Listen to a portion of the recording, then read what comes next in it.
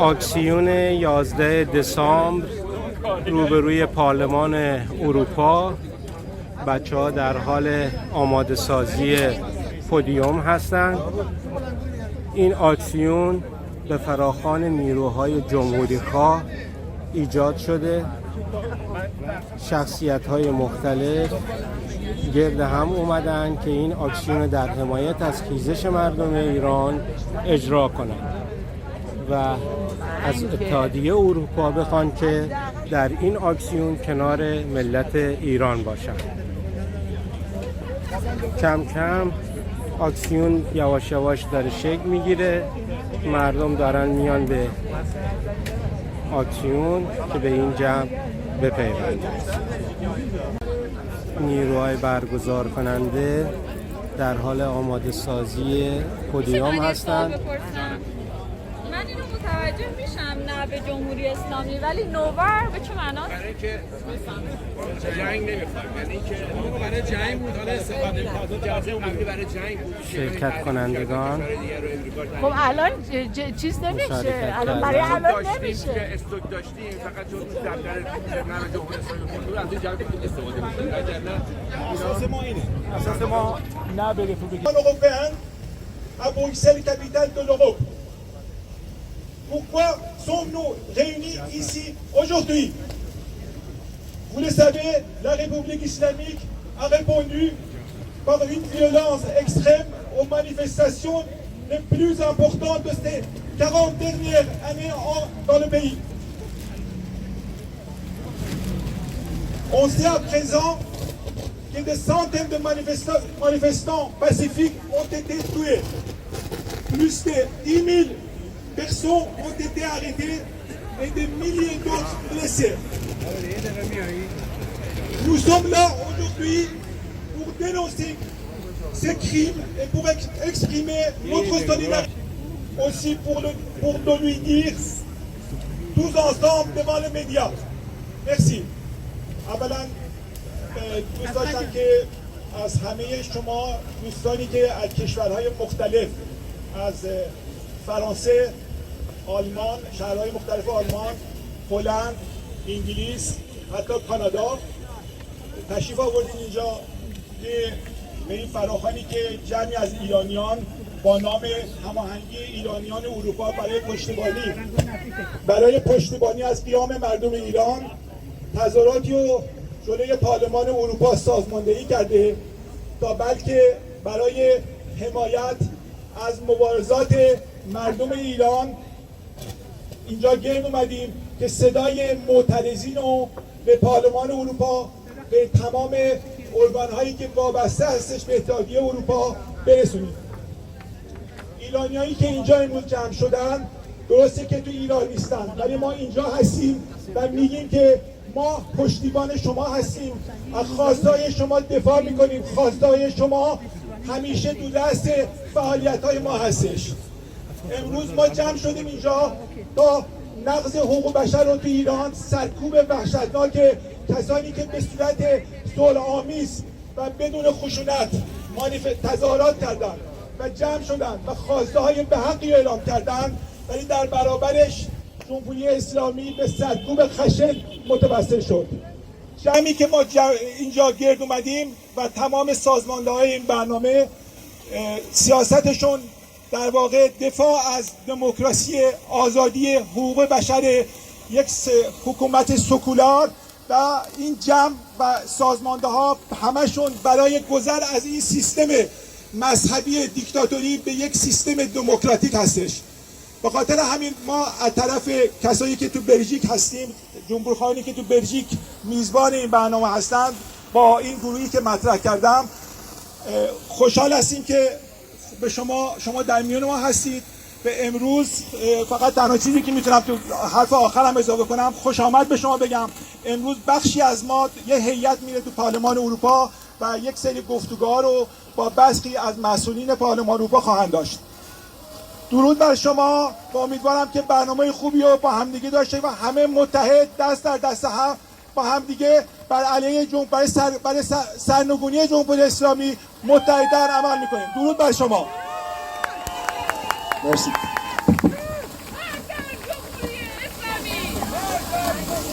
با سپاس از همه شما هموطنان گرامی که برای همراهی و همدلی با مردم ایران جمع شده اید و با درودی فراوان به جوانان ایرانی که موج آبان را آفریدند و در برابر حکومت استبدادی، حکومت جهل و جور و جنایت جمهوری اسلامی ایستادگی کردند.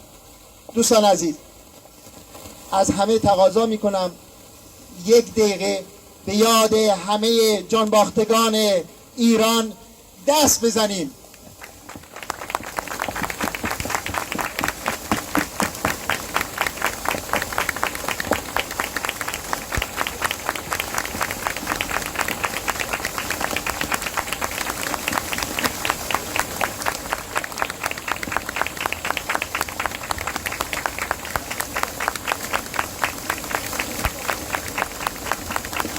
سپاسگزارم. در ابتدا از خانم مونا میرستاری دانشجوی حقوق بروکسل تقاضا میکنیم تشریف بیارن. خانم مونا میرستاری.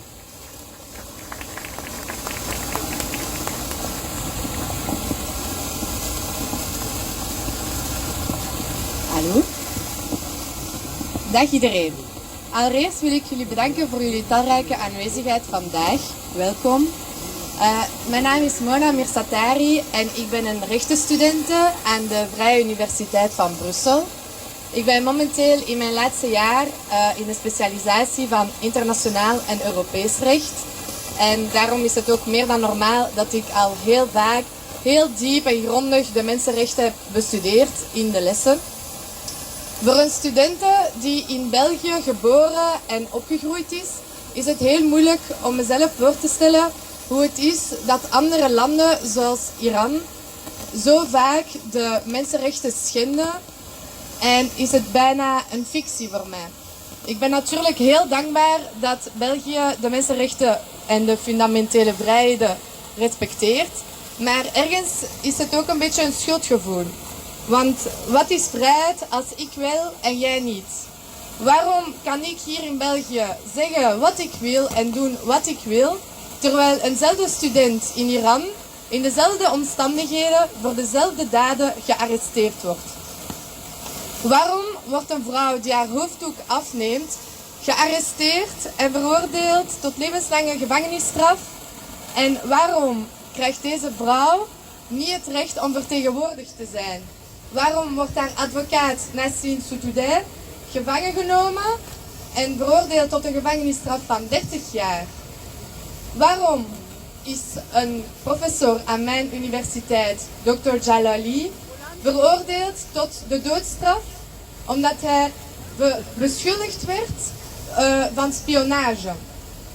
Waarom is het mogelijk dat deze voorbije maanden honderden mensen zijn vermoord en duizenden gearresteerd gedurende economische protesten omwille van de gigantische prijsverhogingen van de naft? En dat vooral bijna niemand rondom ons hiervan op de hoogte is door de blokkade van sociale media. Het kan zo niet verder. Dit kan niet door de vingers gezien worden. Iran maakt zich continu schuldig aan de schendingen van dwingende bepalingen van mensenrechten. En wij zijn hier vandaag aanwezig om aan Europa te vragen om met ons mee te strijden om Iran aansprakelijk te stellen voor zijn daden en de bevrijding te eisen van alle mensen die onterecht gearresteerd zijn door de Iraanse overheid. هموطن‌های عزیز، سلام. هدف ما امروز هست که زندانیای ایران آزاد بشن و ما همه با هم هستیم. زمان با اعلام افزایش بی سابقه قیمت بنزین در سراسر کشور به خیابان‌ها آمدند تا صدای اعتراض خود را نسبت به دستبرد جدید رژیم به قدرت خرید ناچیز خود را نشان بدهند.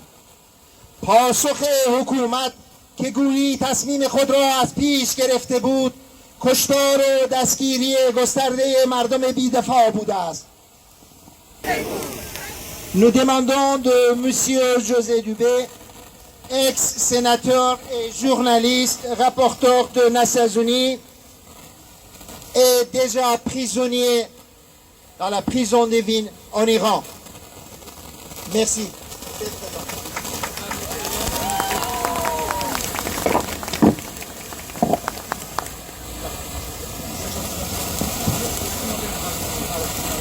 Et nos amis qui devaient aller au rendez-vous au Parlement européen, c'est M. Farhang Ghasemi, Mona, Madame Mercedes aussi également. Et Dr Satari, si elle est là, s'il vous plaît. Merci. Attends, je vais dire en farsi aussi, voilà. من آقای جوزه دوبه رو یک بار دیگه هم به فارسی معرفی میکنم. ایشون آقای جوزه دوبه سناتور بودن و همچنین خبرنگار پارلمان و به عنوان گزارشگر سازمان ملل چند ساعتی در زندان اوین زندانی بودن. خودشون حتما بیشتر توضیح میدن. سرنگون سرنگون حکومت اسلامی سرنگون سرنگون سرنگون حکومت اسلامی سرنگون. Bonjour à tous et à toutes. J'accueille ici tous ceux qui viennent d'Europe, de tous les coins d'Europe, pour protester contre ce qui se passe aujourd'hui, malheureusement pas depuis aujourd'hui, depuis des années, dans votre cher pays. C'était 2 ans après la prise du pouvoir par l'Ayatollah Khomeini. On fusillait des dizaines de gens par jour, y compris des adolescents de 15 ans dans cette prison.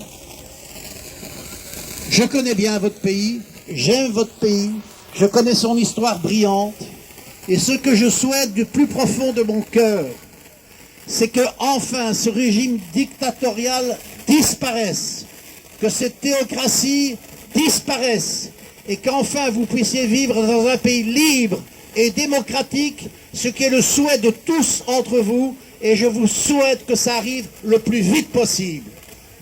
Vive l'Iran libre!